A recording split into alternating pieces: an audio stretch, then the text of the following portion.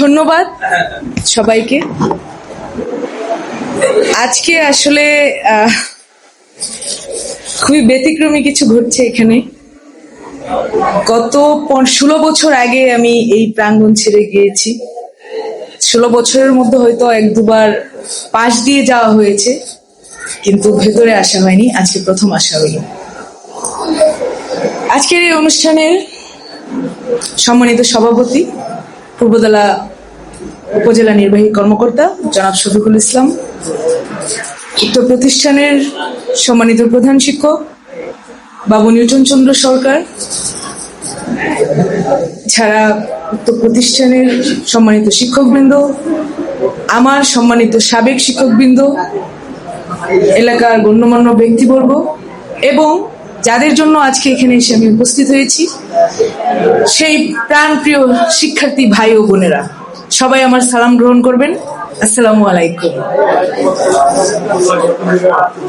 আমার বক্তব্যের শুরুতেই আমি গভীরভাবে শ্রদ্ধার সাথে স্মরণ করতে চাই উক্ত বিদ্যালয়ের সম্মানিত প্রতিষ্ঠাতা জনাব আব্দুল গনি তালুকদার সাহেবের প্রতি। তার অবদানে এই স্কুল প্রতিষ্ঠিত হয়েছিল। এই অঞ্চলের সাধারণ মানুষের সন্তানেরা এখানে এসে পড়াশোনা করতে পেরেছিল। আমিও তার মধ্যে একজন। আমি তার আল্লাহর নিকট প্রার্থনা করি আল্লাহ তাকে জান্নাতবাসী করুন। আমি আরো শ্রদ্ধার সাথে স্মরণ করছি উক্ত বিদ্যালয়ের সাবেক প্রধান শিক্ষক এবং আমার প্রধান শিক্ষক বাবু মনোরঞ্জন দাসের প্রতি। তিনি আমার শিক্ষক ছিলেন। আজকে আমার শিক্ষকেরা আছেন এখানে, তিনি এখানে নেই। আমি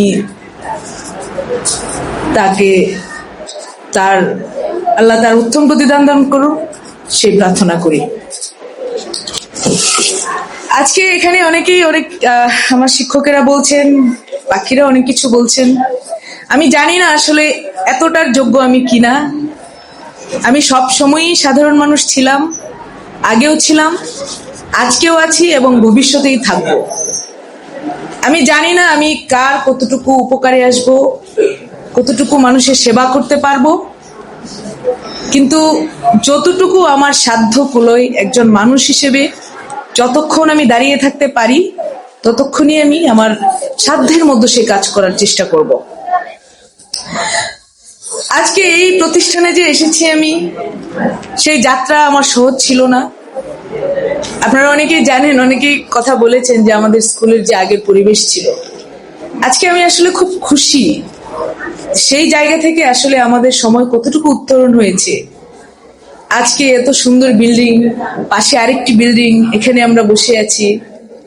আমাদের শিক্ষকেরা অনেকেই আবেগতাড়িত হচ্ছেন যে আসলে তারাও, অনেকে হয়তো কয়েকদিন আগেই রিটায়ার করেছেন, তারাও হয়তো সেই এই পরিবেশের পুরোটা তারাও পারেননি। শিক্ষক ছাত্র হিসেবে আমাদের কষ্ট ছিল, তো শিক্ষক হিসেবে তারাও কিন্তু কম কষ্ট করেননি। তাদেরও শিক্ষকদের একটি রুমে সবাই মিলে বসতেন, প্রধান শিক্ষকের জন্য ছোট্ট একটি জায়গা ছিল, সেগুলো আমরাও দেখেছি। তবে ভালোর মতো একটা জিনিস ছিল, এই বিদ্যালয়ে একটি লাইব্রেরি ছিল যেটি আমাদের সবার প্রাণ ছিল। আমি জানি না যে এখনকার স্কুলের লাইব্রেরি কতটা ভালো এবং শিক্ষার্থীরা সেখানে স্বতঃস্ফূর্ত অংশগ্রহণ করতে পারে কিনা, কারণ পাঠ্য বই শুধু যথেষ্ট না জ্ঞান অর্জনের জন্য। আমাদেরকে আরো পড়াশোনা করতে হবে এবং জ্ঞানের যে বিস্তৃত সাগর, জ্ঞান যে একটি বিস্তৃত সাগর, সেখান থেকে জ্ঞান আমাদের আহরণ করতে হবে। আজকে যারা উপস্থিত আছেন, ছেলেরা এবং মেয়েরা সবাই, আপনাদের মধ্যে আমি আগামী দেখতে পাই। আপনারা আমি কি হয়েছি জানি না, কিন্তু আপনারা অনেক বড় কিছু হবেন আগামীতে। এই যে বিভিন্ন অঞ্চল থেকে আপনারা এই বিদ্যালয়ে এসে পড়াশোনা করছেন, আপনাদের বাবা মা চোখে যে প্রত্যাশা সেটি আপনারা পূরণ করবেন। আপনাদের শিক্ষকেরা আপনাদেরকে যা শিখাচ্ছেন সেগুলো মেনে চলবেন এবং সর্বোপরি সবাইকে আমি যেটা বলি যে আপনারা ভালো মানুষ হয়ে উঠবেন আগে। ভালো ছাত্র অনেকেই হতে পারে, আমি জানি না কয়জন ভালো ছাত্র দিয়ে সমাজের কতটুকু উপকার হয়, কিন্তু ভালো মানুষ দিয়ে হয়। আপনি যখন ভালো মানুষ হবেন, আপনি বুঝবেন যে আপনার দেশ ততটা উন্নতি এখনো দেশের হয়নি। আপনারা যারা আছেন, আপনাদের কাজ কর্ম, আপনাদের জ্ঞান, সেগুলোই কিন্তু এই দেশের দরকার আগামীর জন্য। আপনারা দেখেছেন আমাদের মাননীয় প্রধানমন্ত্রী জনাব তারেক রহমানকে, তিনি কিভাবে মানুষের সাথে মিশছেন, কিভাবে মানুষের দাবি নিয়ে কাজ করছেন। বিশেষ করে যারা আগামী, এই যে আপনারা শিক্ষার্থীরা, এই সময়টায় আপনাদের যে বিকাশ, আপনাদের যে প্রতিভার জন্য যে বিকাশ, সেগুলো নিয়ে কাজ করছেন। আমি গতকালকে একটা স্কুলে গিয়েছিলাম, সেখানে শুনলাম যে সেখান থেকে নতুন কুড়িতে প্লেস করা একটা মেয়ে ছিল। আমি আশা করি আগামীতে এই স্কুল থেকে, আমার স্কুল থেকেও নতুন কুড়ি সহ জাতীয় পর্যায়ের যেসব এক্সট্রা কারিকুলার অ্যাক্টিভিটিস আছে সেগুলোতে তারা অংশগ্রহণ করবেন। আমি স্যারকে জিজ্ঞেস করছিলাম, আপনারা স্পোর্টস কেমন করেন, খেলাধুলা কেমন চলে আপনাদের? ছেলে মেয়ে সবাইকে কিন্তু খেলাধুলাটাই মনোযোগ দিতে হবে, কারণ সুস্থ শরীর সুস্থ মন। নিজেদেরকে আটকে রাখলে চলবে না, সুনির্দিষ্ট কোনো গণ্ডিতে, সুনির্দিষ্ট কোনো চিন্তায় নিজেকে আটকানো যাবে না। আপনাদেরকে আরো অনেক বড় হতে হবে, চিন্তার প্রসারণ ঘটাতে হবে, এবং সর্বোপরি দেশ এবং দেশের উপকারে আসেন এমন একজন মানুষে পরিণত হতে হবে। পড়াশোনা অবশ্যই আগের চেয়েও ভালো হবে, সেটাই আমি প্রত্যাশা করি। এখানে যারা আছেন, সম্মানিত শিক্ষকবৃন্দ আছেন, সবাই ভালো পড়াশোনা করান। তাছাড়া এলাকার গণ্যমান্য ব্যক্তিবর্গ যারা আছেন, তাদেরকেও আমি অনুরোধ করব যে এলাকায় যখন স্কুলের প্রশ্ন আসে, এখানে যেন কোনো রাজনীতির চেয়ে শিক্ষার্থীদের পড়াশোনা এবং তাদের অধিকারের বিষয়টি বেশি প্রাধান্য পায়, এবং সেই ব্যাপারে আপনারা শিক্ষকদেরকে সহায়তা করবেন। তাদের যে শিক্ষার্থীদের মুখে কার্যক্রম, এবং আমি বিশ্বাস করি প্রত্যেক শিক্ষকই চান যে তার শিক্ষার্থী, তার যে ছাত্র, সে ভালো কিছু করুক, এবং তার ছাত্রদেরকেই তারা সন্তানের মতো মনে করেন, সন্তানের মতো করে গড়ে তোলেন। সন্তানকে হয়তো এতটা স্নেহে বা এতটা সময় নিয়ে গড়ে তারা তুলেন না, যতটা আমাদের শিক্ষার্থীদেরকে তারা গড়ে তোলেন। তারা যে মহৎ উদ্দেশ্য নিয়ে কাজ করেন, আপনারা যারা এলাকাবাসী আছেন, আপনারাও নিজেদের ভেদাভেদ বা রাজনীতি যেটাই হোক না কেন, সবকিছু ভুলে শিক্ষার্থীদের জন্য কাজ করবেন, এটি আপনাদের কাছে আমার প্রত্যাশা থাকবে। আমার শিক্ষকেরা আছেন এখানে, আমি